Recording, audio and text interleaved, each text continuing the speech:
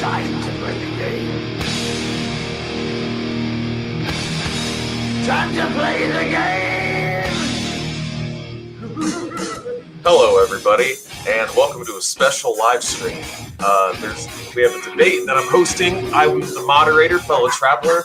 On the left, we have Jason Unruhe, and on the right, we have Maninthewall. And they're going to just have a talk. We're going to have a friendly conversation, and I want this to be a nice, clean discussion. I am going to be moderating, like I said, and so a couple ground rules. If I notice one of you guys are just being dicks to one another, or the discussion's not going anywhere, or I already talked to both of you beforehand. No drama. Anybody no goes full serve.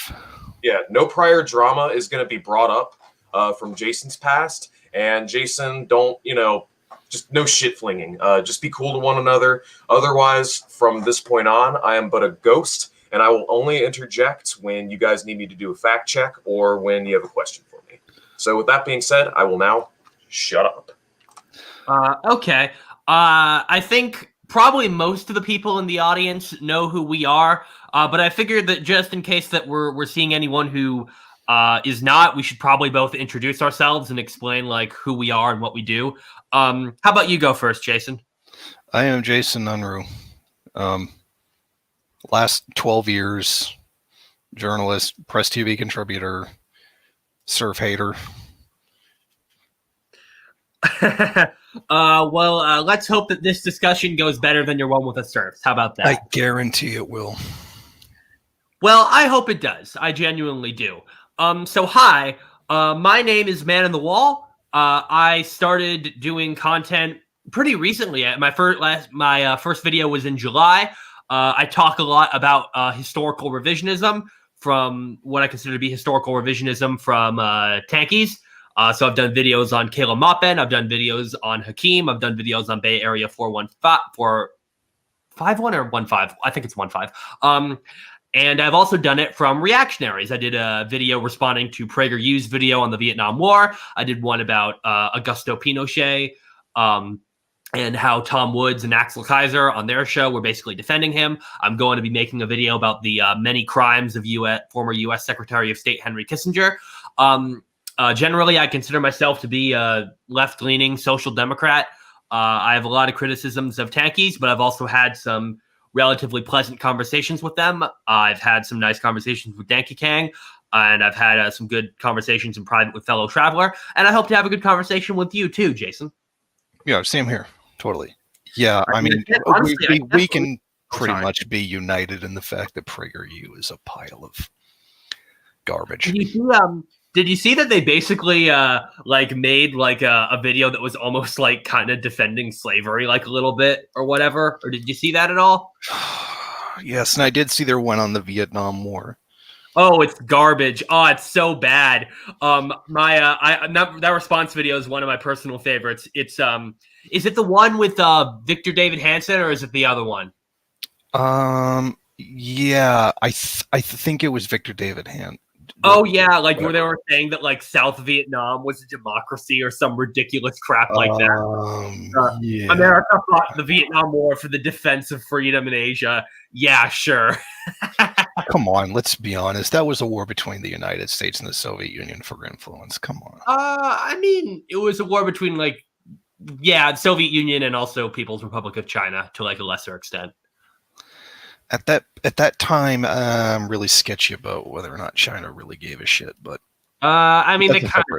I mean, obviously, there's a long history of hostility between China and Vietnam. So I mean, I could understand Vietnam and everybody else. That is true. I mean, they kicked out the Chinese, then they kicked out the French, then they kicked out the Japanese, and they kicked out the Americans, and then the Cambodians tried to invade them and failed miserably. So they're literally that groundskeeper Willie meme, like Vietnamese and Chinese, like Japanese and Vietnamese, like Vietnamese and other Vietnamese. Yeah. So anyway, one thing that I have to say is that I really I never would have in my wildest dreams ever thought I would have a conversation with you. Because I mean, you seemed like, I mean, I only have like 300 subscribers and you have like 40K. So I'm just frankly, I mean, obviously we have a lot of disagreements, but I'm just frankly really honored that I have the chance to be here. You know, I mean, I would have never expected this. I mean, I wouldn't have expected it either, except that I lost my temper. So It's okay. I mean, I mean, I know you said that like you were going to rip my head off and drink my fucking blood, but I've said a lot worse about other people. it's cool. It's cool, man. I appreciate that like we're here, we're talking, and like and I mean like I just hope that like we can maybe like clear up some misconceptions and like kind of like with the Yankee Kang debate, like maybe show that to some people who might not have otherwise considered my positions that you know, that I'm not just like a Freikorp or just like someone who just like is just this virulent anti-communist who hates anything left of Bernie Sanders. I want to make it clear to these people. So obviously the discussion was going to be about some of the stuff that I said in my discussion with Yankee Kang that I know you had some major disagreements with. So would you like to get on with that? Yeah, sure. You were saying how Social Democrats won certain concessions, like you know, or the prototype to universal healthcare from Otto von Bismarck. Yeah, actually, I have some notes about that. Yeah. Would you like? I would like to respond to say that I am not totally familiar with that particular situation, but I would argue that it really wasn't so much a victory of people arguing against. I mean, part of like a demand that they gave into. I would say that it's something that while they were pressured into it, it was something that the bourgeoisie realized that they needed. For example, the reason National Health Service really started in the UK was essentially around the time of the Boer War, when it came time to draft people or to get people to fight in the UK to fight the war. They looked around and they realized, oh my God, everybody is sick and weak. These aren't going to be very good soldiers. Like right, oh, sorry, I don't want to interrupt, but wasn't the NHS formed right after the Second World War? Yeah, but I'm saying like that kind of thinking, like this, not specifically the NHS, but public health programs in general. Okay. Do you mind if I like kind of respond to that? Let me finish. I got more to say. Okay, so cool. In terms of the situation of the UK, they realized everybody here is so sick and weak because their health is bad. And if you've got that, then your conscripts are going to suck. So they realized they needed something to take over to try to combat that. And then later on, I would actually argue that the creation of the NHS was a deliberate tactic to avoid possible revolutionary potential from what many would describe as the far left, which was much more powerful in Europe than it was in North America. But at the same time, universal healthcare came into Canada literally from social democrat struggles and really one hell of a one. I don't know if you know the story of how it came into Canada. I know like a little bit about it. I know it was like a really long, hard fought battle with the obviously the Social Democrats push for it, and it's something that Canadians today are really proud of, as they should be, I think. Yeah, it started in the province of Saskatchewan, which is really strange because now it's like a pit of reaction. Basically, what it was that farmers kept going bankrupt because they couldn't pay medical bills. So the NDP, or the New Democrat Party, which was made up of people from the Communist Party after it was outlawed, who, for all intents and purposes, were social democrats, because that's exactly what they were doing. They were doing social democracy. They got together and they ran on a platform of that for the premiership of the province. And the federal government did everything they could to sabotage it. And eventually they won. And was the premiership of the province. And then the federal government tried to bankrupt the entire province for trying to create a universal healthcare system. So in one end, it depends on the individual situation. It's not simply SOCDEMs forced it, because I mean there were a lot of radical left who were pushing for a universal healthcare system too. I would actually argue that the system itself created it as a concession to avoid any more particularly radical struggles. But I would also argue at the same time, from a purely bourgeois economic standpoint, a universal healthcare system just literally is better. It provides better services, it provides better health, and it's done more cheaply and more efficiently. And there is nothing but a gigantic mountain of data to prove that. Okay, can I respond to those points? Yeah. Okay, so as far as like the whole like social democrats pushing, I never denied that, like, obviously it wasn't just the social democrats who pushed for universal healthcare in developed countries, but also like democratic socialists and anarchists and communists. So I never denied that. Like, obviously, that was like a struggle that took up the entire left. But specifically in the case of Otto von Bismarck, you're right that like it was a concession to prevent like more radical change from taking place. But like, for one, that's still better than the alternative. I mean, like, a concession is still, at least to some extent, a victory. It might not be a full victory, but especially when it comes to universal healthcare. I mean, the idea, I mean, particularly, I think, me and fellow traveler are both from America. We can concede to like how fucked up our system of like private healthcare is. And whatever problems Canada might have with its healthcare system, it's still like a vast improvement. I just want to add, the main problem that we have in Canada, the healthcare system, is the dickheads in Ottawa defunding it. I mean, that can be a big problem. I mean, the same thing happened in the UK, as far as I know, like with the NHS. Yeah. And stuff.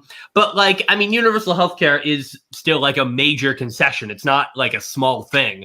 And the second thing is that, like, in the case of Germany under Otto von Bismarck, they did that as an attempt to, because they thought what it was going to do was it was going to quell like the socialists and make it so they couldn't rise up. But it didn't work. Like, the SDP became a more and more influential body in the Reichstag until eventually in 1912, I believe it held a majority. So that was a case where they tried to make a concession to like appease people, and it didn't work. It made people want more. So I don't necessarily, I think sometimes people say like, oh, these concessions will just make it so that people will just like be satisfied and like go on with their lives. But that's not like always how it works. I mean, we can see like, I think plenty of times through history how just like moderate reforms have ultimately led to more serious revolutionary change. And those like moderate reforms were just the backbone of it.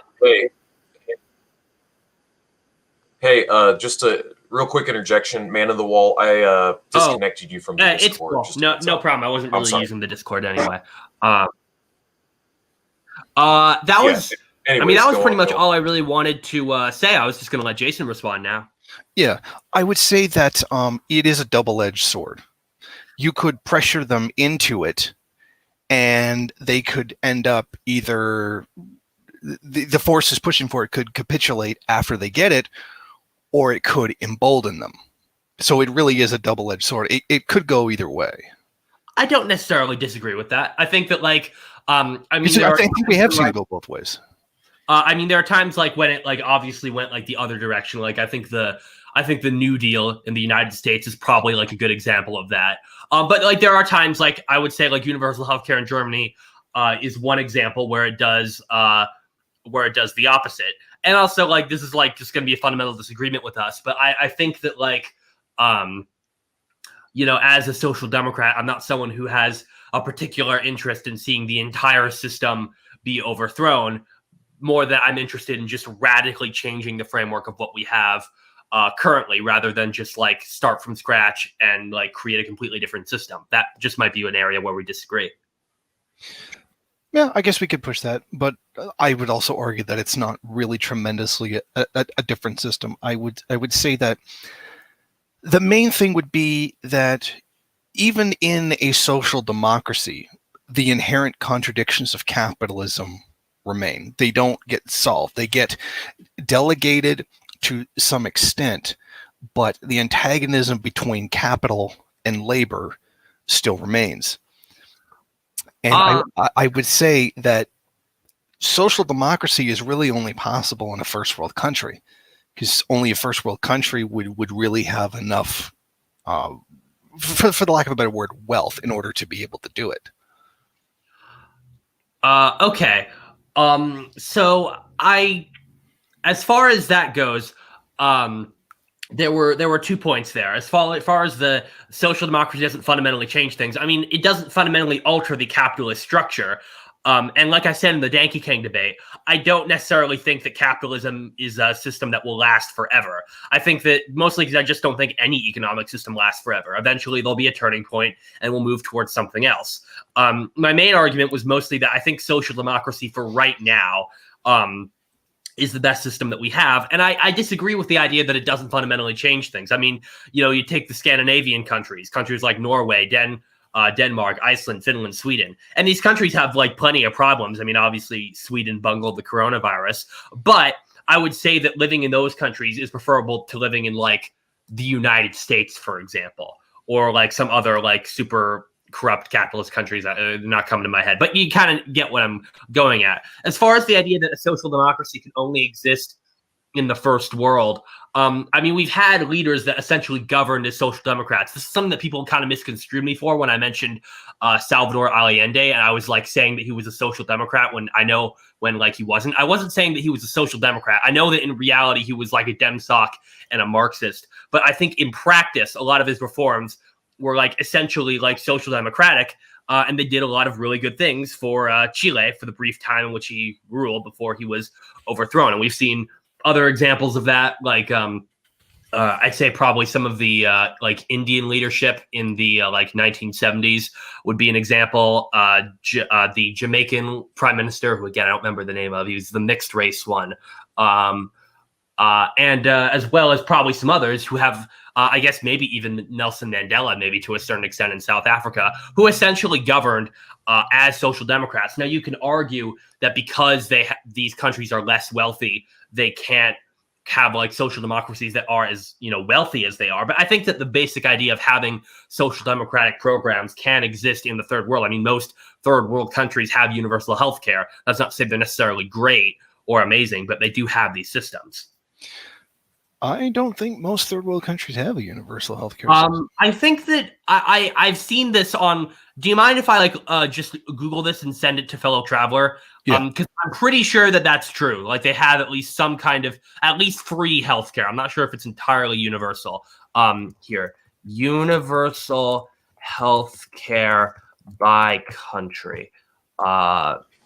I mean, by virtue of being more efficient, most countries have some kind of national healthcare plan. It's just in a lot of those poorer countries, their healthcare systems just aren't as good, just because they're not as wealthy. But I don't necessarily disagree with that. I mean, I wouldn't. That'd be silly. Yeah. But I do think that, like, I guess for me, like it's just like Unruhe. I mean, you can clarify your position, but it seemed like you were kind of insinuating on the idea that like you could only really have social democratic programs in like a first world country, and I don't entirely agree with that or necessarily think that's true. Here, I found the map that I was looking for. Let me send it to fellow travelers so we can show it on the screen. Well, I mean, I was particularly referring to the social democracy that we know, the Norway, the Sweden, the Finland. That's the one people want. I mean, I'm not saying that like most third world countries could like, oh, here, it's the first one. The red ones in red are the ones that don't have universal health care. So as you can see, that's America and Africa. I mean, Algeria has it, Namibia, Botswana, Zambia, and the ones in blue have. But how effective is it really? Blue have free healthcare. But I mean, And is it really on par with a universal healthcare system? Like, could you really compare it to Cuba? I mean, I don't know. I'll grant you that Cuba does have very good health systems. I won't dispute that.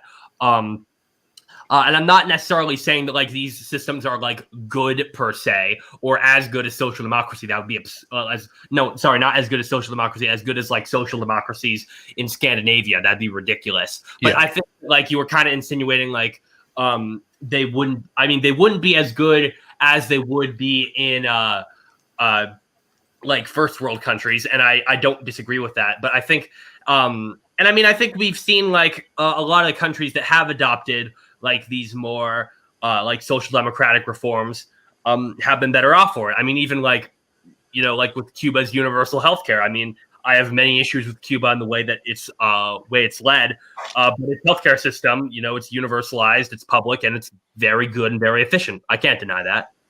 Yeah, I mean, you have to be pretty dishonest to say that providing public health is a bad idea. I mean, you really would have to be insane. I mean, there's no rational person, even the most bourgeois economist will say, yes, it is more efficient and it's better for society in general. A workforce that isn't sick is more productive. I mean, that's just a basic economic principle.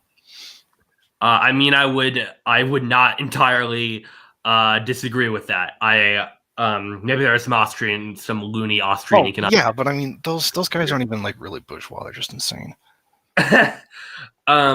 In fairness, they are. It depends on like what your definition of bourgeois is, but whatever. I think I would say someone that the ruling elite the capitalist class would take, like Paul Krugman, for example. Hey, so what exactly is the point of contention here? You both agree that single payer good, private healthcare bad. But what was your original point again, Jason? That basic. Okay. Yeah. I just wanted to answer two other things. The reforms by Allende, they were social democratic reforms, but I would say they were part of a path towards socialism. They were part of a process that was going to continue had he not been couped. That's all. And you're right. No system can last forever. I mean, literally, we live on a planet with finite resources. No system could ever last forever.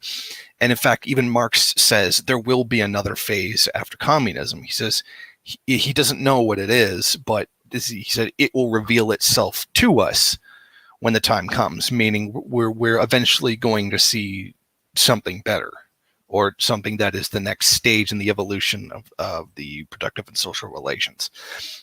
But I would say that largely because of the advancements of social democracy, in particular, I mean, the good ones, the ones that we see in Western Europe are bought with imperialism, the exploitation of the third world. One of the arguments that we make against capitalism is because of its need to constantly do that. I mean, we have a world where literally it's competition. It's based on competition, you know, rather than, you know, portioning out according to each individual as they have need. And because of that, you're always going to have these major, you know, imperialist conflicts because of this. And that means that a certain section of the population, which is no longer simply something that was largely domestic during Marx's time, but something that's more international now that capital has a far greater ability to move than it did during Marx's time, and that social democracy is something that can only exist when there is a measure of inequality.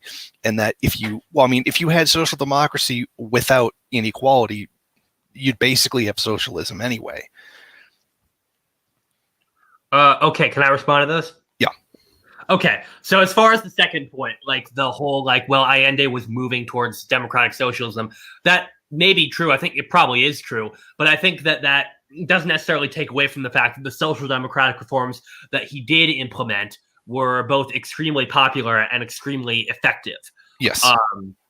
And then the third thing, this is like a big one that I get a lot, and I talked about this a little bit in the Danke King debate, as far as like the social democracy can only exist with imperialism. I don't know if I entirely agree with that. For one, I think we'd have to consider like the idea of like is all the wealth in the West based on like exploitation of the third world. Now, if we're talking about countries like, say, the UK or France or Germany, which have long histories of colonial empires and colonial exploitation, then I think you could make an argument. But like the Scandinavian countries have not historically really been empires. I mean, they had usually most of their empires were pretty short-lived, and took place in like the 1500s. I just don't necessarily agree with the idea that it's inherently based on colonialism. I can agree that there are like Scandinavian nations that like do have companies which abuse third world workers, and that's bad. And we should take like regulatory steps to make sure that like if you're like exporting out to these countries, you pay your workers like a decent wage and decent whatever. But also, and this is kind of my main point, is that I don't necessarily agree with the idea that social democracy can only exist on the basis of imperialism. Like you could have like social democratic reforms, universal healthcare, like universal college tuition, all that stuff. And you could then still also like crack down on like corporations who like exploit like third world labor in like Bangladesh or whatever. And you could still probably make that balance work. At least in my opinion. I don't necessarily agree with the idea that at least in these countries, all that wealth is based on third world exploitation, or that a welfare state, even if we were to argue that the welfare state is paid for by imperialism, that it couldn't hypothetically be paid for like not through imperialism, through just like by just lessening exploitation of the third world through like regulation and stuff. Okay, to that I would respond that the global the economy of the world is integrated. I mean, except for a few sections of Africa, etc. And give it time, they'll be there too. You don't have to have a past of colonialism in order to be a part of that structure. All you have to do is essentially get things cheaper from the third world in order to do that.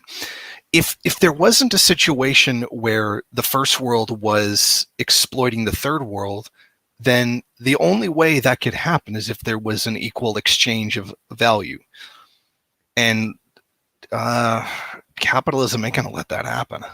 Because if you have an equal exchange of value, then you don't have any profit. And that's one of my problems with mutualists, because they say, okay, yeah, we'll exchange equal values. Also, value is subjective. Well, then how is it equal?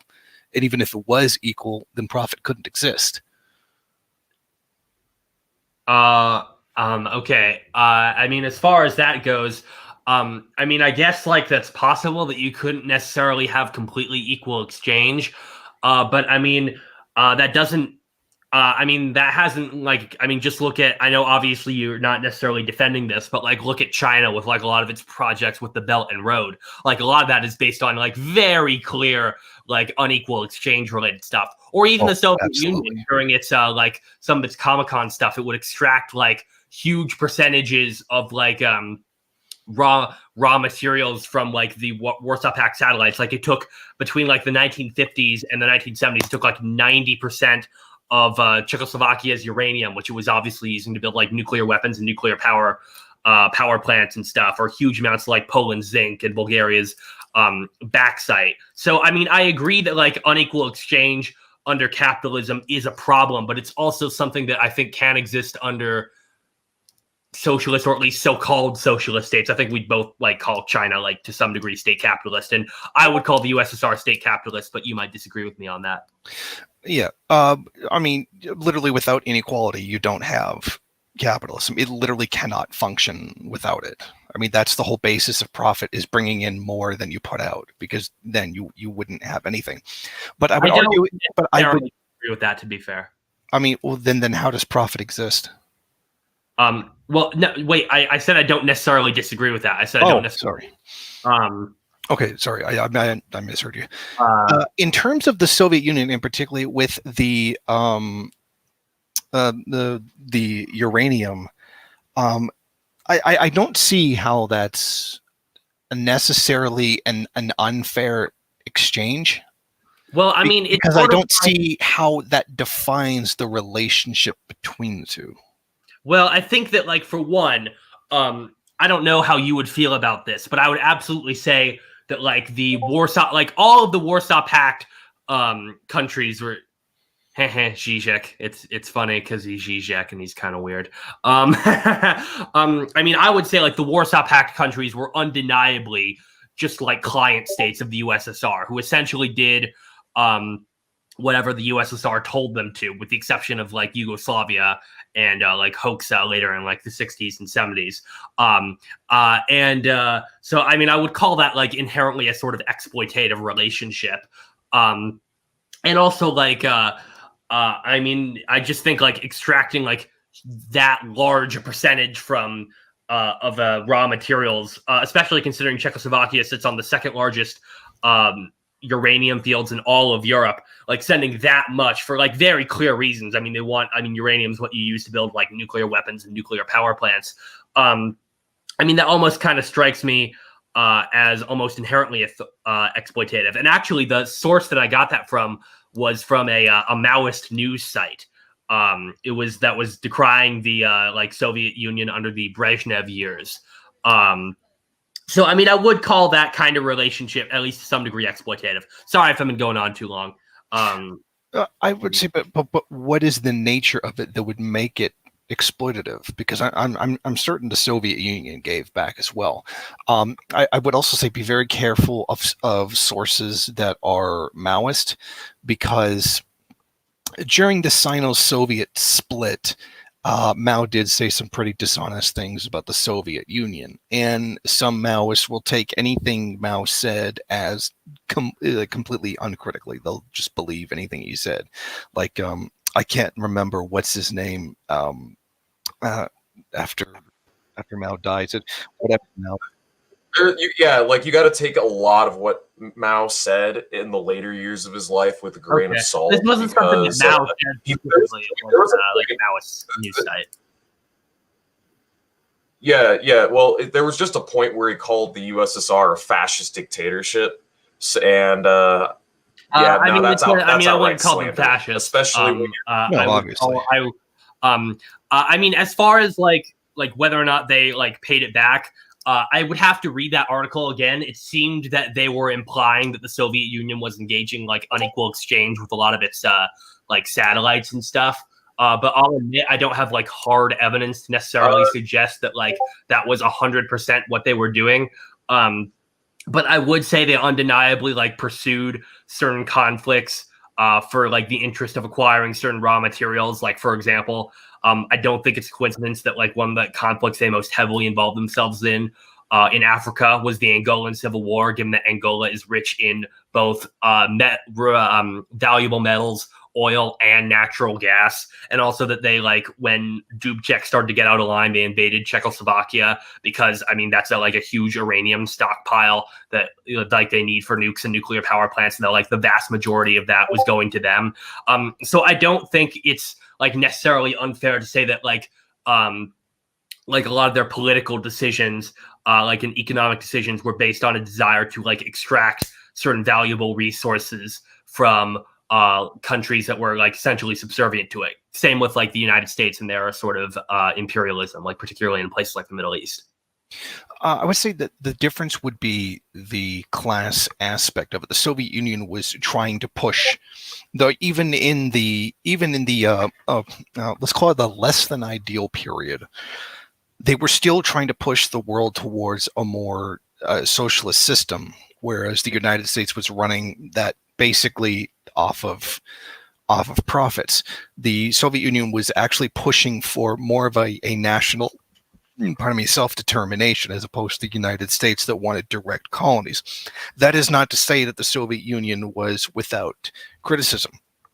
I would agree with some people, and a lot of people say that Che Guevara would agree with me, because this is where there was allegedly a big blow up between Che Guevara and Fidel Castro over the relationship between the Soviet Union and Cuba. Che argued that the Soviet Union said to Castro, okay, Cuba is going to be a sugar producer. That's it. And then you'll send us 100 tons of sugar every year That was the number that Castro gave out publicly. There's no proof that came from the Soviet Union, but I suspect that it could be true. Kind of like a one-crop economy kind of thing, and in exchange it would receive all the material support necessary from the Soviet Union, including putting nuclear weapons into the country as a deterrent, and then being a son of a bitch and pulling them all out, which was completely a reactionary thing to do, in my opinion. But I think that the main point when it comes to the first and the third world is the unequal exchange that occurs between them, and I think it can be best. Well, I think that it can be proven by an OECD article that I've cited numerous times in my books, that the original gap in wealth between what was the poor countries and the rich countries was 12-1 during Marx's time at about the 1850s, and that today it's like 72-1. And that massive growth gap between the two, especially given that trade is so completely international at this time, that things are flying all over the world. I mean, we have, dig up the whatever metal in this place, send it to this place to be processed, to this place to be put into an electronic, and then electronics sent somewhere else to be sold. I mean, the global economy is completely integrated, or almost completely integrated. And I don't think anybody would disagree with that. Hey, but I think that, if I may interject, I believe the original topic was EU imperialism and whether or not the living conditions of the first world are made possible with imperialism.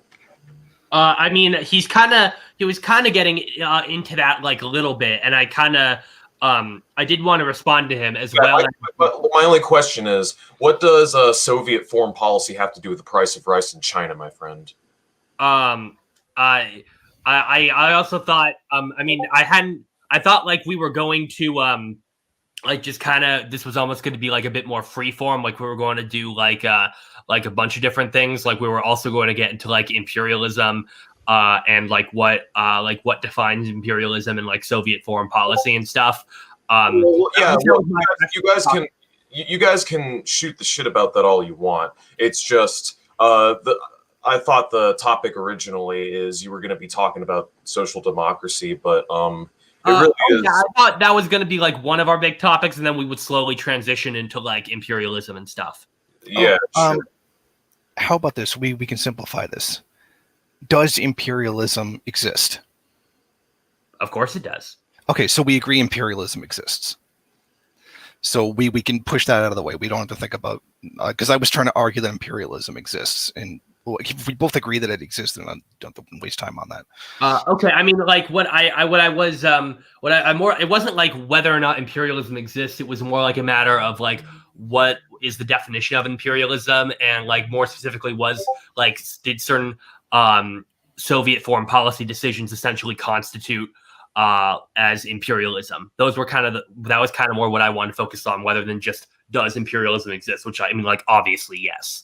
Okay, so obviously the definition that I would use, and I in my opinion, it's the only valid one, because it was the creator of it, was Lenin. A particular stage of monopoly capitalism, where essentially you have capital tends to concentrate. That's why we have, in France, there used to be 200 auto manufacturers. Now today we have a handful of them across the entire world. He lays down in Imperialism, the highest stage of capitalism, why it reaches a certain monopoly point and then must expand beyond its own borders, or it's going to run into crisis. Like, for example, I mean, no rational person is going to argue that anything can expand forever. It's just literally impossible. There are limits to the amount of things you can sell in a country, and there will only be a finite amount, and that you do have to keep going outside the borders in order to do so. And that this need to not just expand beyond borders, but to get resources cheaper and cheaper as a part of not just the tendency of the rate of profit to fall, but as a part of competition in general is what forces world wars. And that was the argument that Lenin makes. Now, in his work, Imperialism, the Highest Stage of Capitalism, he mathematically points out exactly how it happened during his time. I mean, obviously, I can't remember the numbers offhand, but his work is freely available for anybody who wants to get it. And these were the capitalist countries that kept going, because there were no socialist states at the time that he wrote it. And that because of this, we would get a repeated cycle of world wars. Obviously, he didn't predict the nuclear bomb, though. So, I mean, that no. didn't. You know what? I was debating whether or not to bring that up. So I actually have read Lenin's Imperialism, the Highest Stage of Capitalism. I mean, like, my issue, though, I think with your argument is that, one, based on the research that I've done, Lenin didn't actually invent the term imperialism. The term imperialism first came about. The definition, that definition he created. Yeah, he created that definition, but he wasn't like, but I feel like my issue is that, like, you're treating it like this is like the only definition of imperialism. This is the only one that's like necessarily valid when because that's what we're talking about. Well, I mean, I guess for me, I would just, I would use like a slightly different definition. For me, I would describe colonialism as being kind of closer to what you're talking about, like specifically, like an economic venture, usually done by a capitalist state to like extract profits from a certain like country, like, you know, like the British in India, for example, as far as like a commercial enterprise to specifically extract profit to benefit like certain capitalists or the state or whatever. Whereas I would define imperialism as just like the action of conquest or like conquering of another state. But it could be for reasons that are, you know, economic or political or ideological. It's just involves like direct conquest. It doesn't necessarily have to be in relation to capital. That would for me be colonialism. And like based on like all the definitions that I've read, I've looked, you know, through the definition of imperialism, and as far as its history, this tends to be the definition that I believe is more like historically accurate as far as what we're talking about. And I would consider by that logic the Soviet Union to be an imperialist state.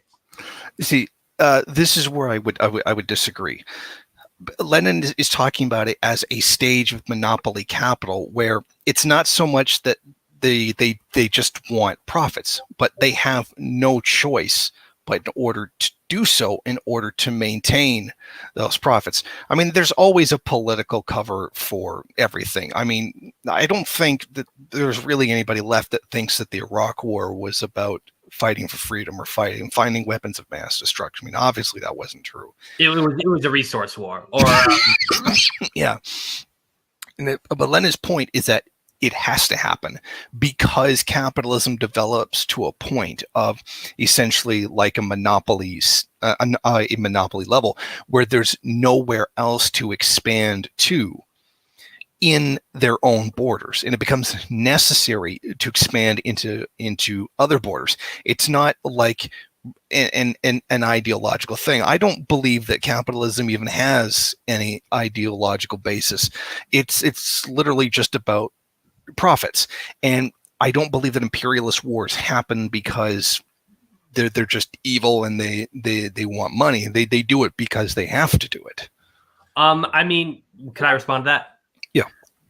So I guess for me, like I don't necessarily disagree with that. Like the idea that like when like profits can't be extracted, they'll go like elsewhere to like extract new profits. That seems to be like a pretty historically verifiable thing. We saw that with the United States. Like once it had expanded westward enough, like there was the whole Turner thesis that predicted that imperialism would come next because like the US had like basically achieved manifest destiny, and now it needed to go to like new places like the Philippines and Cuba and whatever to extract new resources.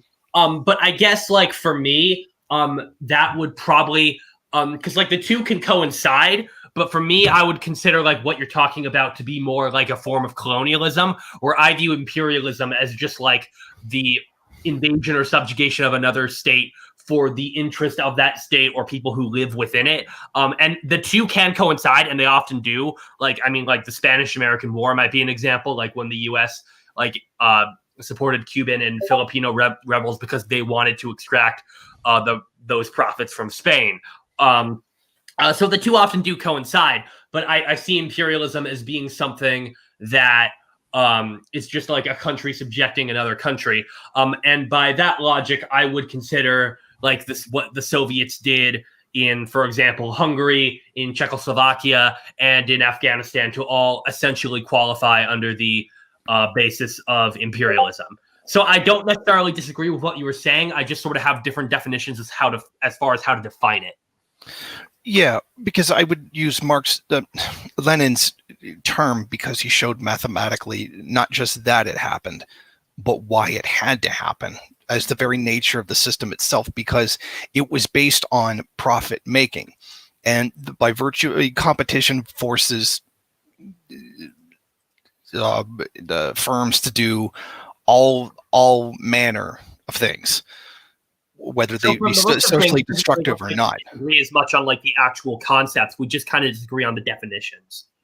Yeah, but I'm saying Lenin's would be more accurate because that's the one that I think that we find today. Now, keep in mind that Lenin did refer to his imperialism as neocolonialism. I mean, I guess you could. I mean, I think probably neocolonialism would be a better way of describing it. I think though that like part of my problem is that Lenin wrote that book specifically in 1917, where that specific kind of imperialism was the only kind of imperialism that really existed.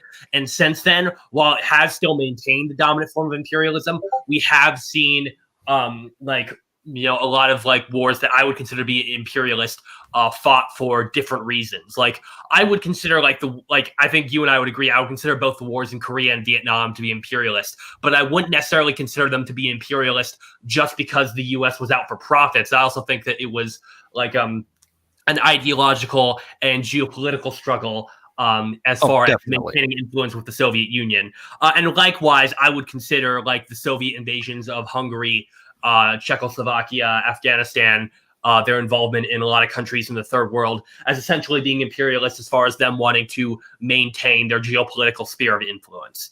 Also, by the way, I'm just curious before you go, I do want to know this because I genuinely don't know. What are your thoughts on like the Soviet invasions of like Hungary, Czechoslovakia, Afghanistan? Because I mean, you're a Maoist, and Maoists generally hold those as like in bad regard, like they see them as like revisionist. But I know that like you might have like different views on these things. So I'm just genuinely curious. Yeah.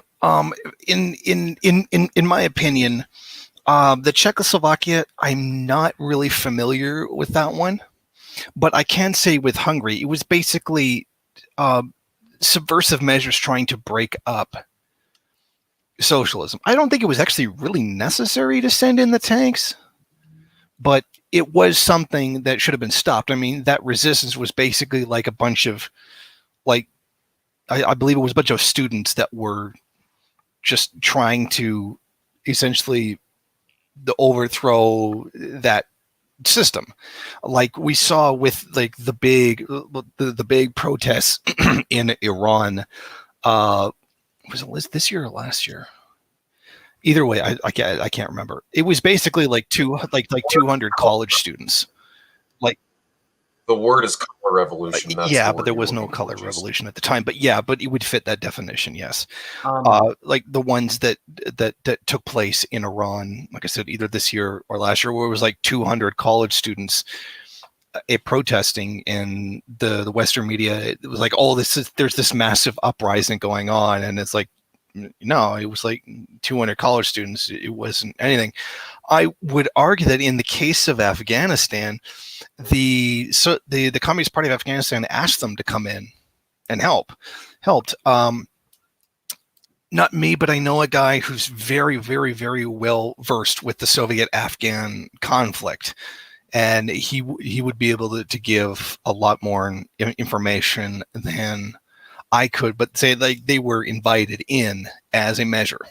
to defend socialism inside of Afghanistan, because I don't think anybody really wants a Taliban-controlled world. I mean, I couldn't imagine. I guess technically ISIS is worse, but I don't think anybody really wants that.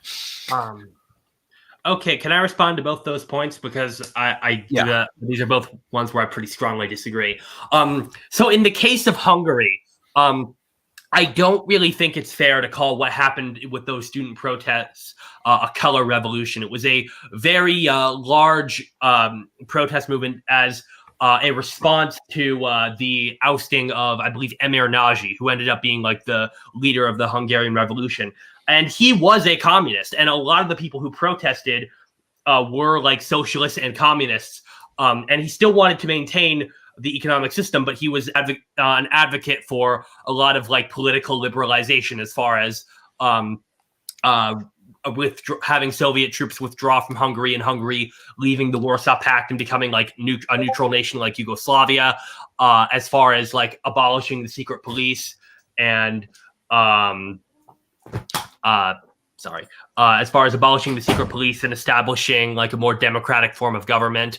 And also something that is sort of not always mentioned is the fact that during the revolution, there was a series of like independent workers' councils and independent sort of cooperatives that started forming within that revolution. So if anything, I would consider the Soviet intervention in Hungary to be somewhat counter-revolutionary in that it was, and perhaps even reactionary in that it was targeting a sort of more democratic, more less restrictive form of socialism, though I'd imagine you disagree with me on that. As far as Afghanistan, I hear this sort of, well, the like Afghan government invited the Soviets in. Well, I mean, okay, but like the South Vietnamese invited the Americans in to do the Vietnam War. That doesn't necessarily mean what they did was okay. And the Soviets, I mean, the PDP and the like Afghan Socialist Republic was super unpopular. Like at their peak, they could only get like 65,000 troops.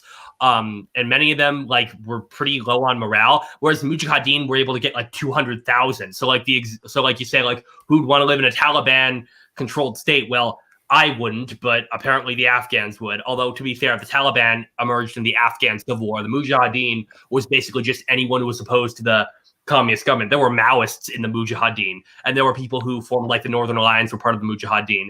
And we often, something else is that like, the Soviets fought for 10 years. Obviously, they lost because, I mean, their intervention wasn't really all that popular with the Afghan people. And they committed a bunch of really gruesome atrocities that a lot of people aren't really familiar with. I mean, they'd like massacre entire cities and like annihilate them just to weed out guerrillas. There are stories of them like executing children to like so they wouldn't be able to like spread the word about the war crimes. Come on, that sounds like they just went around. I can't confirm that one, but like I do know that they like engaged in like quite a few like large scale massacres. They would like annihilate entire villages. I mean, I'm very skeptical. 500,000 or like 2 million. It was a pretty brutal war. I mean, they call it the Soviets Vietnam for a reason. So I really can't. I would actually argue the Soviets didn't lose. Their whole purpose was to stop the Mujahideen advance, which they actually did do for the most part. And then when what it is that they were there to accomplish, which was done, they left.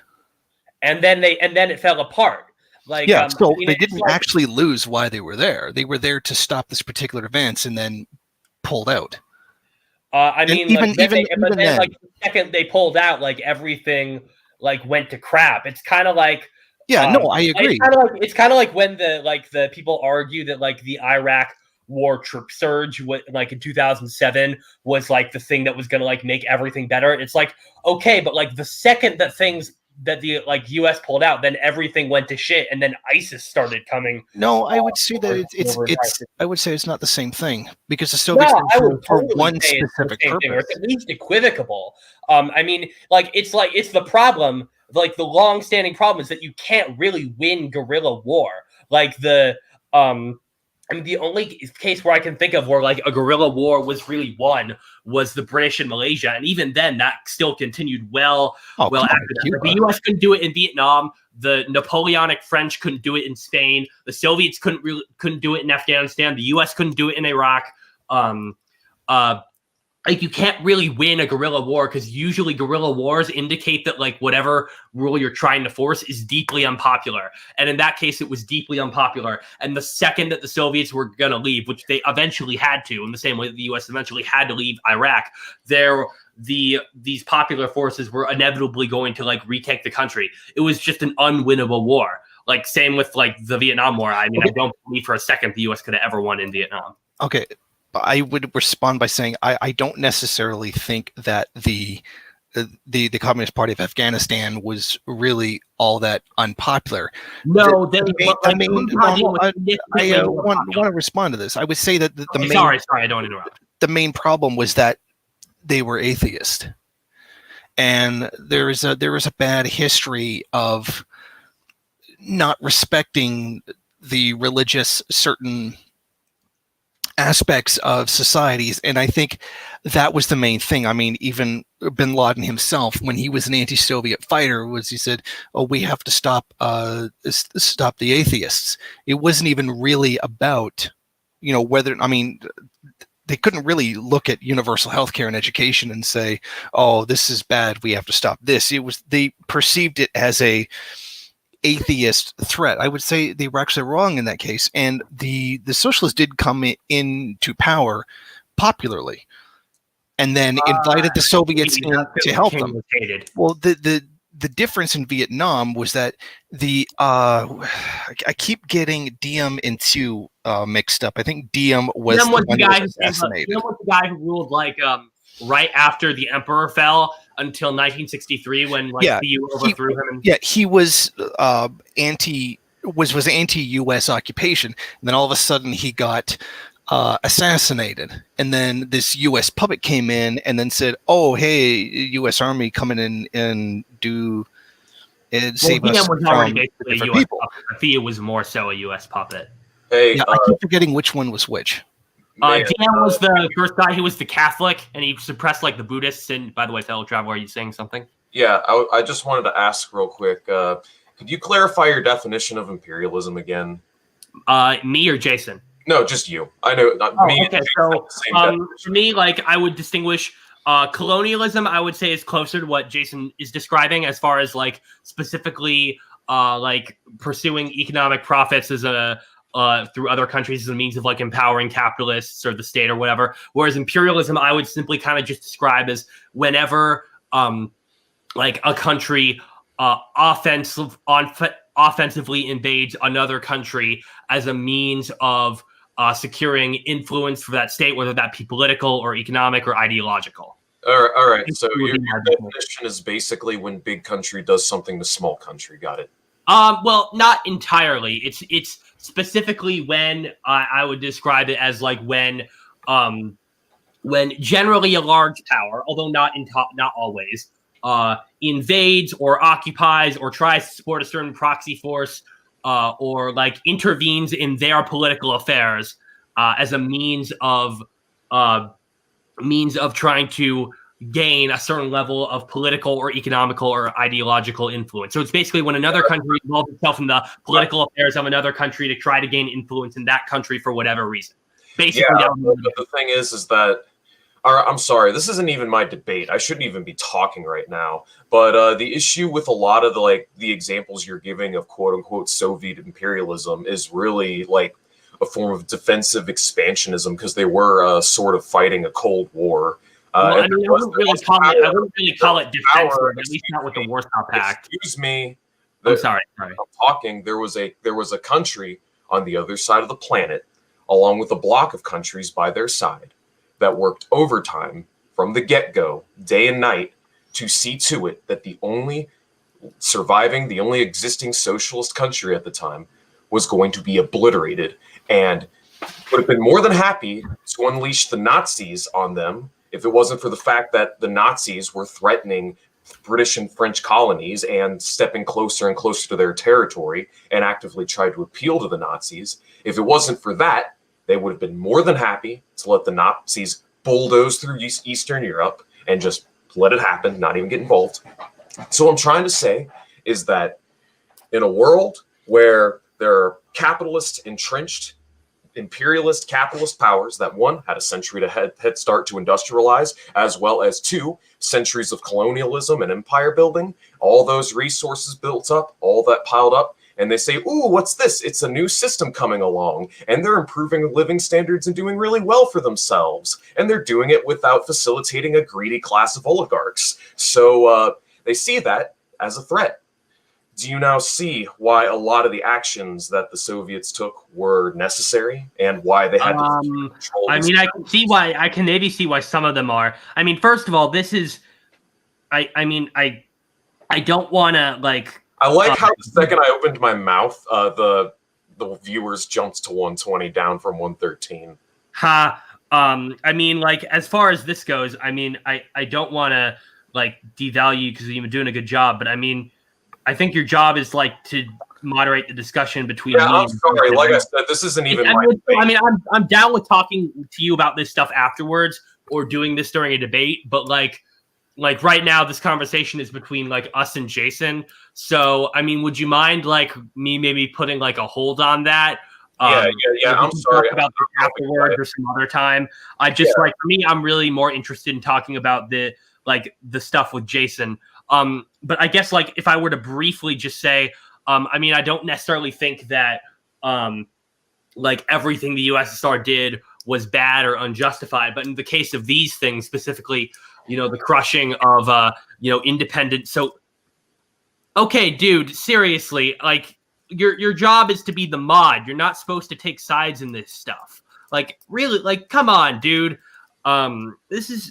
Come on, man. Like, I mean, like I already said that I'll step out, and I already apologized for interjecting. It's cool, man. It's just like, dude, I don't want to. I know, like, this might make me look bad, but like, if you're gonna be the mod, like, be the mod. Like, don't like be. I'm gonna be objective. Well, I'm going to like. Meanwhile, take shots at me. I mean, I don't want to like be super harsh because I've had like positive conversations with you in the past. But like, come on, man. I'm sorry that I interjected, and I'm sorry that I dropped that on you. I will step out and quietly let you and Jason get back at it. It's just Jason wasn't saying anything, and I'm not gonna lie. I've been wanting to say something for like the last hour, 2 minutes, and 15 seconds, but I will totally step out and let you guys go back to it. Okay. I just want to interject one thing. Fellow Trevor, did you tell him that I only had an hour? I did. So if you'd like to step out, you and I. Yeah. Okay. See, the thing is that it's Christmas and I'm going to family. Okay. Have a Merry Christmas. Yeah. So I mean, the thing is, I got to go visit. I'm going to go visit family now, and that's why I only got an hour because like this was sort of just scheduled haphazardly, like thing. That's why I pushed for the thing with the serfs to be on that particular day because that was the day before I had to get ready to leave and visit family for Christmas. Okay. So I mean, I got my mom's already texting me right now, asking me if I've left yet. So like I am sorry. We could do this on another subject, whatever, another time. I mean, if you guys want to go at it now. Yeah, I think after what happened, I think I'm more than happy to spend the rest of the time talking with fellow traveler because I think he's been itching to do this, and I've been wanting to do this as well. So I think that me and him will just talk for like, I don't know, next 30, 45 minutes, and then we'll let you get to your family. Happy holidays as always. And yeah, thank you. And this was actually a very good conversation. God knows it was a lot better than the one I had yesterday. For sure. And by the way, fellow traveler, has he paid you the $50 yet? No. He owes me $50. Or sorry, that's what I meant. Like, have you paid him the $50 yet? Don't worry. I'm going to pay him. Don't worry. We shook on it. I'm a man of my word. So, okay. Listen. Here's to a better debate than the one that you had. So I'll give you that. Okay, so I'll go, and then you guys can do what you're going to do. I'll see you later. People in the chat are saying they want me to bring LT on. Should I do LT can come on. I mean, I don't care. I'll do like a like those old Destiny debates where he does like 1-on-6. I'll do then Jason, and then I'll do you, and then I'll do leftism today. No, I mean, I'm gonna get back to being quiet. I mean, LT's a more aggressive debater than Jason. I won't have to say anything. But here, I mean, okay. I mean, I guess that I guess maybe you and I could talk for a little bit, and then we could maybe let leftism today in, and then him and I could talk.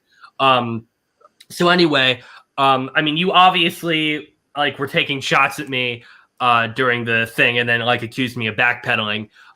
So as far as the whole socialism under siege thing, this is a thing that I talked about in the Danky King discussion.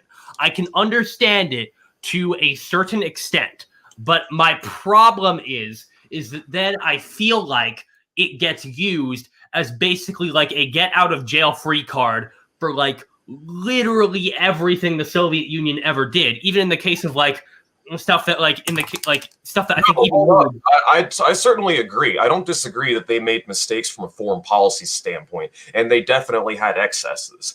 This is what states do. This is what governments do. They're not infallible bodies. They're fallible human beings that make fucking mistakes. It's just interesting to me how whenever the United States seem to make mistakes, it turns out to be the right thing to do. But then when the dude, I think you're I'm literally in the process of making a video about every single fucking terrible thing that Henry Kissinger ever did. I'm not some like naive America fanboy who says that like America is infallible. All right, I know, and I'm not accusing you. I'm just saying like it's a trend, a general trend that I've noticed. Oh, okay. I'm sorry. I felt as if you were accusing me of that. No, you misunderstand. You misunderstand. My point is that there's like a double standard, a general double standard. And when I see a lot of the things the Soviets did, generally I see that they made a lot of mistakes and they even committed war crimes. But the thing is that their excesses is a drop in the bucket compared to a lot of the bullshit that the Western countries have done. And compared to the excesses of the Soviets, look at what the Soviets are pursuing, dude. They're pursuing a world free of capitalists, a world free of exploitation, where people can go on and live the kind of life they actually want to live, where there's no more hunger or poverty, and everybody's needs are met. That's the kind of world they're pursuing. Meanwhile, America and the Western colonial bloc, despite their declarations of freedom and democracy, what are they looking for? What are they trying to pursue? You see what I'm saying? Like, what is it besides private enrichment? And that's the reason. Well, I mean, you're right. It's profit. I don't disagree with that. Yeah. And that's where I'm coming from. And there's barring Afghanistan and like the Khmer Rouge, there really hasn't been any country that's gone socialist that hasn't seen a substantial increase in living conditions and the general wealth and livelihood for its people. Well, there was Czechoslovakia experience, because it was already industrialized, and a lot of the moves to have enforce like a Soviet model on it really didn't work. That's part of why you get that's part of why you got Dubček. As far can I leftism today before I start talking to you? Can I really respond to some of the stuff that fellow traveler said? So I mean, I entirely agree with you when you say that the United States doesn't give a fuck about democracy or human rights. They essentially do all of what they do for profit. Occasionally they make the right decision. For the most part, they've supported fascists, they've supported military coups, they've supported offensive borderline genocidal invasions like in Vietnam. I mean, fuck American foreign policy, for real. I think that's one thing both of us would agree on. But my issue is that I feel like you have a slightly naive perception of why the Soviets did what they did. It's sort of it's almost kind of the way I think some liberals perceive American foreign policy, that we did all of these bad things, but they were ultimately in the interests of freedom and democracy. We just kind of did a little oopsie. And I kind of feel like you're doing that, but from the opposite perspective. You're saying oh yeah, the Soviets made some mistakes, they made some oopsies, but they were ultimately trying to make the world a better place.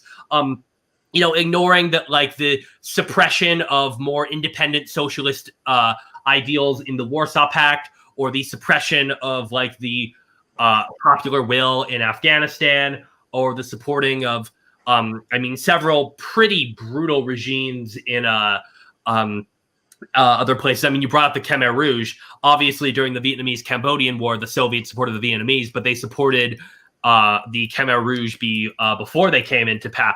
And I guess, They probably didn't know the Rouge was going to turn out the way it was. I mean, no one. I mean, to be fair, but like you didn't think that like the Mujahideen was going to turn into the Taliban. That doesn't necessarily make it like okay that like we did what we did. Well, yeah, well, there's a difference. The Soviets were backing a socialist republic, while the United States was backing right-wing theocratic douchebags. I mean, okay, but like they both ended up. I guess just from like a purely consequentialist perspective, they both ended up evolving into tyrannical, murderous, reactionary dictatorships. I guess for me, like it's just like I mean, I can acknowledge like, is there a little bit of a distinction? Like, yeah, maybe, but like ultimately, the like results are the same. I wouldn't necessarily say that. I mean. I mean, I don't know. I mean, the Khmer Rouge, I would say, was probably worse than the Taliban. I would go that easily. I don't know about that, but what no, dude. Like, I mean, like, was the Taliban like basically enforcing theocracy like fucking terrible? Like, of course, but like the Khmer Rouge literally like killed 1 Cambodian and 4. Like, I mean, there are layers, and like Khmer Rouge was way fucking worse. Most of the people that died under Pol Pot were from the carpet bombing done by the United States. No, dude, like a lot of them, like there were huge amounts of like for like ethnic minorities. A lot of them were like prominent intellectuals. Like, I mean, like were some of them like people who were like allies to like Law Nol and like the Khmer Republic, like sure, but like a pretty decent chunk of them were like religious and ethnic and minorities and intellectuals and shit like that. I don't even know, like if I were to look up the Cambodian genocide, I don't even think that like the Khmer Republic guys were really one of the major targets. Like here, okay, so Cambodian targets included. I don't. Okay, yeah, it did. Okay, actually, I was wrong. It did include some of the previous military and political leadership, but it also included like a fair amount of like people who were basically innocent. I think you would agree with that.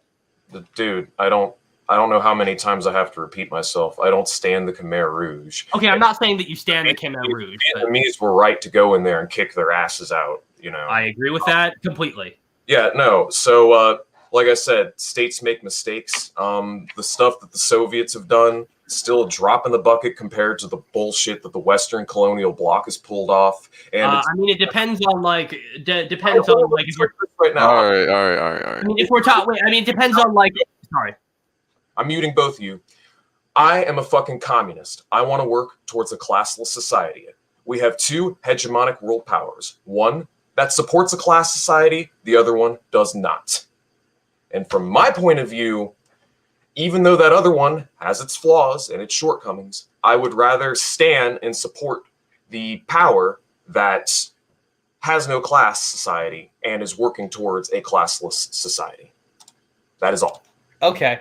I mean, I would disagree with the idea that the Soviets were like a classless society. They literally didn't have a class. Okay. No, dude. Yeah, okay, hold on. Let's all chill. Okay, let's all chill.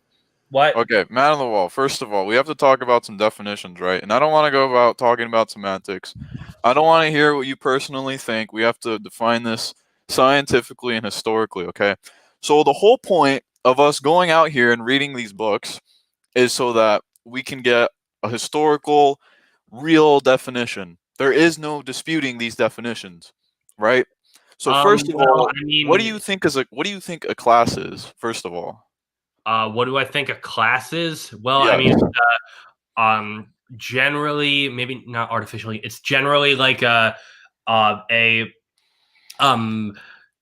portion of society, generally defined by their relation to the overall hierarchy. I would say, for the most part, at least in a sociological sense, if we're talking like specific. Okay, well, let's talk economically, right? So, I think that like the sociological extent of it matters. I wouldn't necessarily say that the Soviet Union was like a class system in like a purely economic sense, but in terms of like a sociological extent sense, like I mean in a pure. All right, well, we have 30 minutes, so let me walk you down. Let me walk you down a Socratic path because we have 30 minutes. Why the dude? You keep interrupting me. I was literally just.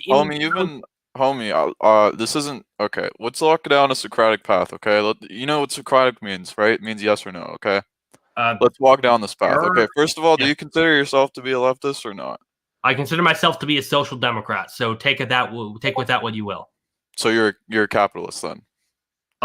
Yes, I guess. Yeah. Okay, so you're not on the left, first of all. So do you know what Well, capitalism I think is, that, or like, do you I don't not? necessarily think that it's that like the left-right paradigm is as simple as people who oppose capitalism are right wing and people who it's people who oppose capitalism are left wing and people who support it are right wing. I think that I mean, I would consider social democracy, at least in a practical sense, a fairly left-leaning ideology. I mean, maybe you disagree with that, but I mean, I don't know. Sure. Do you know what capitalism is? Do you actually know what it is? Okay. First of all, this is all a bit condescending, but whatever. Capitalism is generally the idea where means of production are owned privately by individuals. They're known as capitalists. Generally, there's a free market. Generally, you have a free market as well. That would probably be my definition, more or less. Okay, that's part of it, but that's also false because first of all, if we go back in time, let's look at feudal times. Okay, feudal times, we had lords, and lords owned the means of production privately. Sure, they partitioned some of their land to give to the serfs, but what capitalism is yes, it's private ownership of the means of production, but what it also is a market with wage labor, and the whole purpose of this market is to accumulate value. Now, this value is, like what Jason Unruhe was saying, ultimately an equal exchange, which means that what's going to happen is if you want to support social democracy in the first world, right, what happens is that a company is going to come to the first world because that's just where they're based, and they're going to go to the third world, and because the third world government is corrupt, they're going to allow them to absolutely exploit the hell out of their workers. Exploit meaning that the value they produce is going to be far significantly less than the wage. So what happens is that you got two options, right? You can tax the companies in the first world and give the money to the people, or you can have the just capitalists get all the money themselves. So that's basically what social democracy is. It's when Okay, you're so giving the money. Okay, can I respond to this? Yes, you can. I agree that there is definitely a problem where first world companies go to the third world, exploit the shit out of their workers. I mean, obviously that's a problem. I mean, just look at fucking Nike. What I would suggest is that then the solution to that is to in the first world provide policies that essentially regulate these corporations, make sure that in addition to paying, providing health services and a living wage and whatnot to the people who work for them in the first world, that they also do that for people who work in the third world. You could essentially imply applying social democracy not just to those workers in the first world, but to perhaps indirectly people in the third world as well. I don't necessarily agree with the idea that social democracy can only exist through this exploitation. Does this exploitation exist to some extent? Sure. Is it a problem? Of course it is. But I mean, I don't necessarily agree with your assertion that like the only way that we can do this is just like we have like this mass exploitation and we can either just like tax billionaires and like take the money and give it into social programs or just let them get away with everything. We can also stop them from exploiting third world labor and then tax the shit out of them anyway with social democracy. I mean, I think that you're creating an unnecessary paradigm in order to try to bait me and make my ideology look bad. I understand that there's imperial exploitation, but I think that there are ways to fix it through social democracy, as like the ways that I'm proposing to you right now. Yeah, well, that's kind of a pipe dream because what you're expecting is the people who run Congress and give the money to Congress, who are the big corporations like Nike, like cigarette companies, and like we want to talk about interrupting. You're interrupting me now. Okay, sorry. So what you're doing is you're expecting the corporations to go out of their way and basically piss on themselves for morals, but that's not going to happen. We have to do this scientifically, right? So in the real world, what we should do is we should go and seize the power away from those corporations in order to have a planned economy. Now, what does a planned economy do? Well, basically, there's something called the law of value, right? There's a reason why imperialism exists in the first place, and that's because we are a value-derived and a value-oriented world. We want more profit.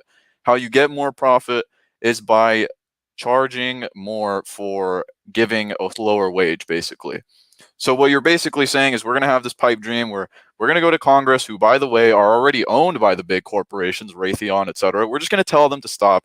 We're going to go to the third world. We're going to tell them to regulate, more regulations. Why hasn't that happened yet? Why has that not happened? What is your magical solution? I don't know. It's sort of like, well, no country's ever abolished the police before. Why advocate for doing it? I mean, that's kind of like we propose. We keep building on new ideas. We keep coming up with and creating new ideas. I mean, that's, as far as like Nike owning stuff, I mean, this is why, like, for example, on the Danky Kang stream, I said that one of the biggest issues that I care about is creating campaign finance reform and to get money out of politics. And obviously, I'm not naive or stupid. I don't think that they're just going to we're just going to literally walk up and say like, hey, could you please stop exploiting the third world? Like, no, we do this through, mass protest. We do this through direct action. We do this through do this through, writing to congressmen and senators. We do this through, like a full-blown movement, like progressive movement, to first get welfare benefits, then get money out of politics,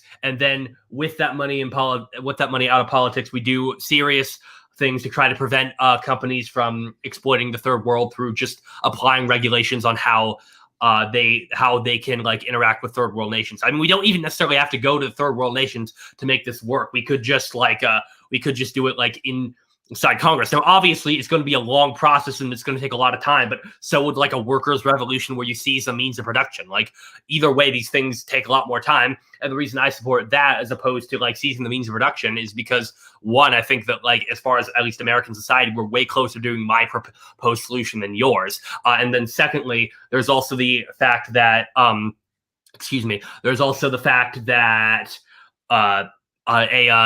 the means of production would undoubtedly lead to a huge amount of violence that would honestly in a lot of ways make the third world worse, because let's say there's a socialist revolution in the US and the US economy crashes, that means a lot of countries that rely on US aid are going to like slip even further into poverty, and there's going to be like probably a bunch of huge famines. I mean, look at like how with like COVID, there's going to probably be a bunch of huge famines in the third world because countries are cutting aid. Like, I mean, I think that like we romanticize like these whole like big glorious revolutions. I mean, keep in mind that in a situation like this, millions and millions and millions of people would die. So that's basically my solution. Right, but do you see how inherent to the system itself? It's not like a scratch. It's an inherent problem, because inherently you have to double your economy every 25 years. Inherently, you have to exploit. This isn't something that you can just patch, right? Because that's what Jason Unruhe was saying. That's why mutualism is a complete meme. Because in order to gain profits, you have to pay someone less, ultimately, which is what exploitation is, surplus value. You have to pay someone less and you have to charge more. Now, you might say, well, what if we just pay everyone the max amount and we just up the prices? Well, what will happen is that a competitor will come in, charge less, pay the same, and then they will make more profit. So it's inherent into the system. Capitalism is not sustainable because you can't just double everything every 25 years. The problem is that when you try to double everything every 25 years, you have to go to corrupt nations like the Philippines where they're murdering drug addicts, and you have to have those people in those factories basically exploit themselves. And it's just not a sustainable system. This whole pipe dream that, we're just going to go ask the rich people to go break their own window, it's never going to happen.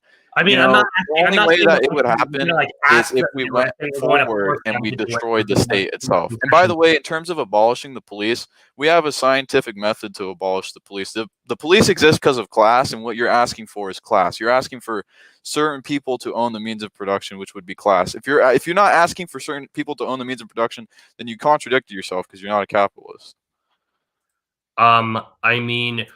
Okay. So, I don't necessarily disagree with the idea that like capitalism is I've said this like in basically every single discussion that I've had. I don't think that capitalism is like eternally sustainable. I mean, one day, who knows? Maybe the system that I'm advocating for would just inevitably lead to socialism because it just turns out that like you can't really make it work without exploitation, which is something that like maybe I'm willing to like look into. It's a possibility, but I think that like my ideal of creating a system of reforms to prevent like third world exploitation is a lot more realistic and probably quite a bit more efficient than your idea of like, well, let's just like abolish all class and like seize the means of production. And also, like, there's the issue of, while there is a lot of exploitation, I know this might sound like super like naive of me, but you know, you do see that like in a lot of these third world countries, you know, their GDP is growing. I mean, look at like all the massive industrial boom that India has gone through. Look at the like industrial booms that like Africa is going through. I mean, granted, you're still talking about like people going from like $1 a day to like $5 a day, but it's still like an important change. And I think that like eventually we could get to a point where like these countries could be industrialized enough that they could like pay workers a decent wage. So I mean, I don't necessarily agree with the idea that like capitalism necessarily necessitates like this global inequality. I mean, we have seen like poor nations become extremely wealthy. I mean, previous to the Second World War, many of the Scandinavian countries were like fairly impoverished. You know, I mean, we've seen like things like, you know, the East Asian tigers, for instance, as well as quite a few others. Yeah, I would say that the Soviet Union did the exact same thing by electrifying the country. I mean, Lenin electrified the country, and then Stalin went in and industrialized the country. I mean, I don't disagree with that, but I think like I've talked about this in like my videos. I think that like the and I know Vash talked about this with his discussion with you, is that basically I think that like basically every country had a huge industrial boom. I don't think that's necessarily something that's inherent to socialism. I think if the whites had won the Russian Civil War, they probably would have done the same thing. It might have taken a longer period of time, but they still would have done it. Same with like the Chinese nationalists.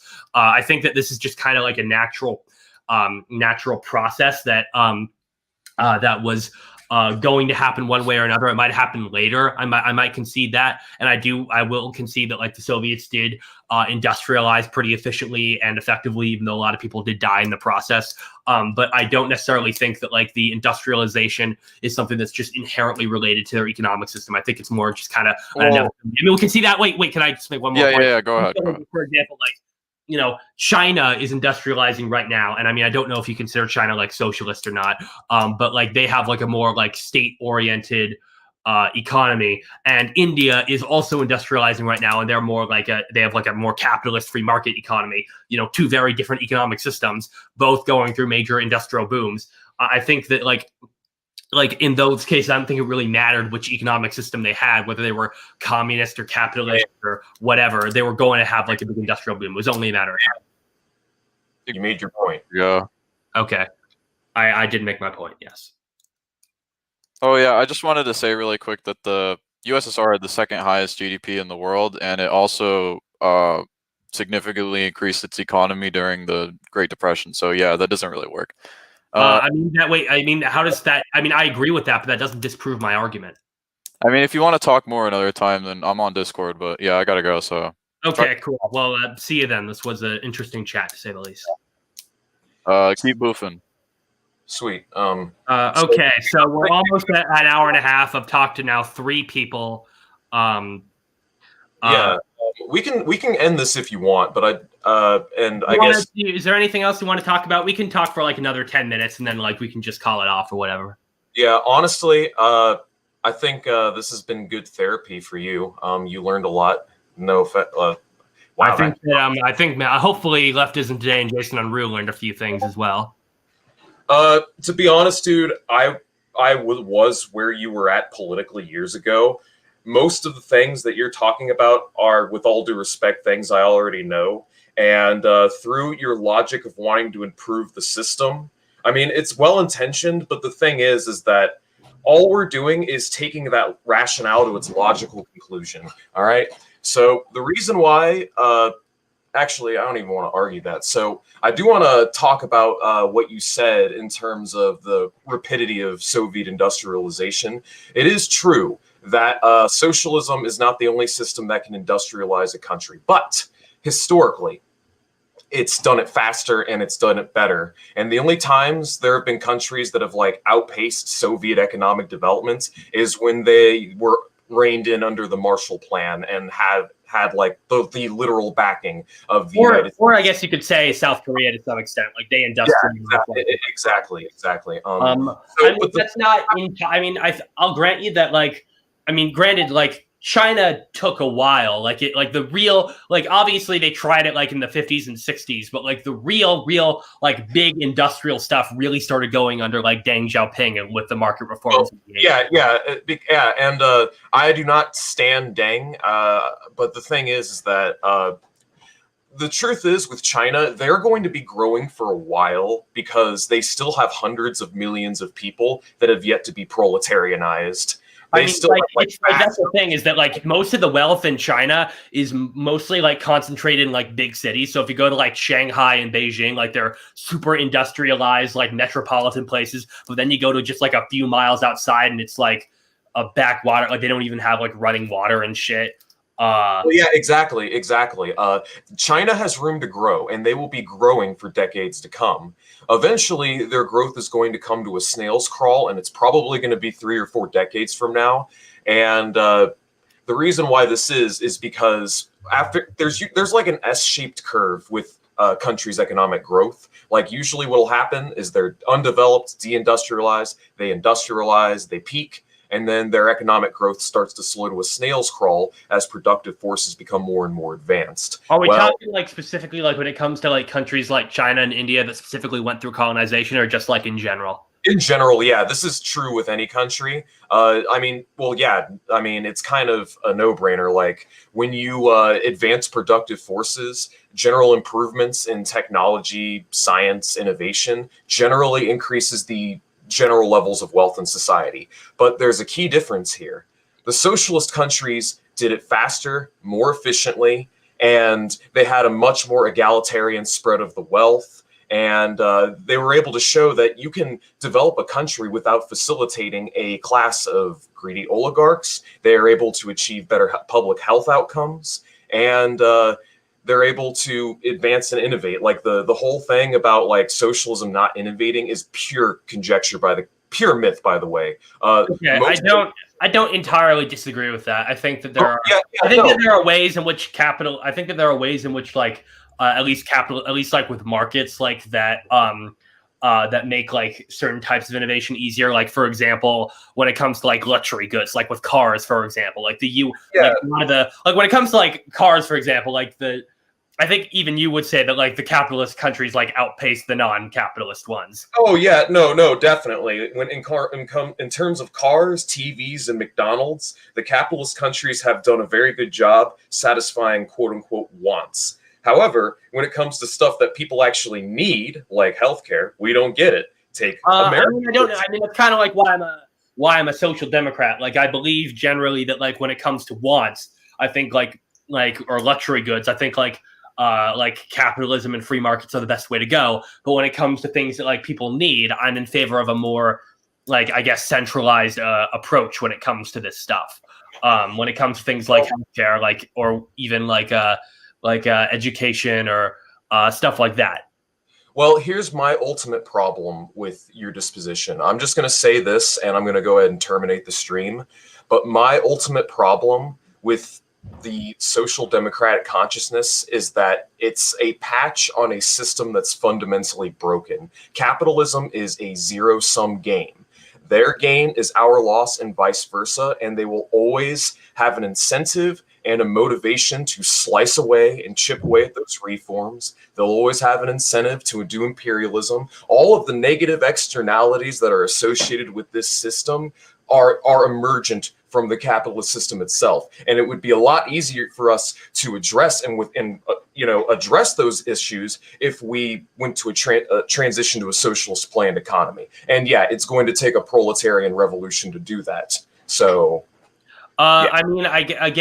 this is something that like the two of us could discuss for hours, and we could get into a whole bunch of different issues. Personally, I think that like the kind of like things that you were talking about can mostly be I know this might sound naive to you, but I think most of this could be fixed through like broad standing, like what I consider sort of the separation of the political and the capital through like publicly funded elections. And that way you wouldn't see like, I guess, the big bourgeois having such a huge influence over the way that like government institutions are run. But I already talked about this a lot in the Danke King debate, and I'll probably talk about this with you again.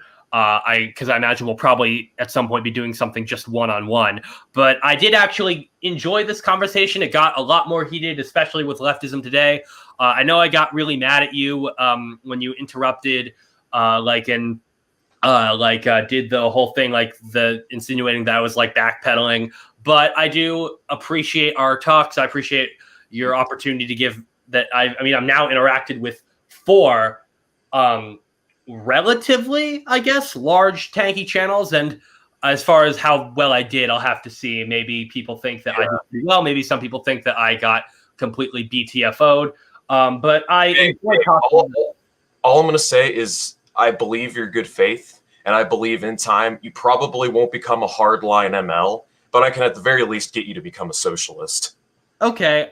Well, we'll see about that. Anyway, I appreciate us talking, and I guess we'll just call it at that. See you, man. Yeah. Good night, everyone. I'm going to go make dinner. Take it easy. I'm going to go do something else.